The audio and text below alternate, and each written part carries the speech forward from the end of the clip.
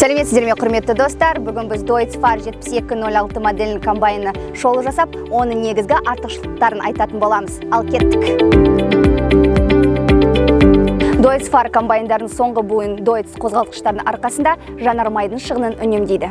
Қозғалтқыштың қуаты 366 ат күші. Басты артықшылығы оның шығыны ұқсас кластағы комбайндар арасында нарықтағы ең төмен көрсеткіштердің бірі. Шумахер комбайнының кескіс машинасы дақылдардың сапалы кесілуін және оның жоғарғы өнімділігін қамтамасыз етеді.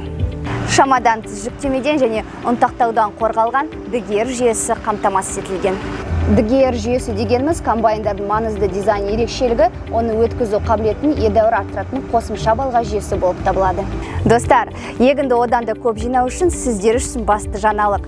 Комбайнның басты ерекшелігі оператор кабинасының кірісі мен шығысындағы барабан саналуын тәуелсіз электрик реттейтін, бастырудың жоғарғы сапасын және комбайнды жедел баптауды қамтамасыз ететін бастыру бөлу құрылғысы болып табылады.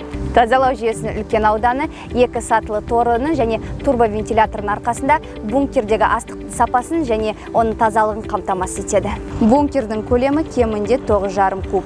Турбинадан ауа ағыны кабинадан электр жетегі арқылы басқарылады. Бұл операторға жолда реттеуге мүмкіндік береді.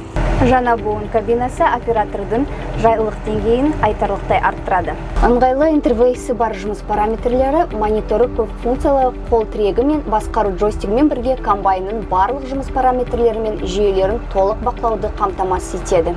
Кабинада оператордың кең жұмыс орны мен оның орақ ені бойынша керемет көру мүмкіндігі бар. Осымен достар, біз Deutz комбайндарына шолу жасауды аяқтаймыз.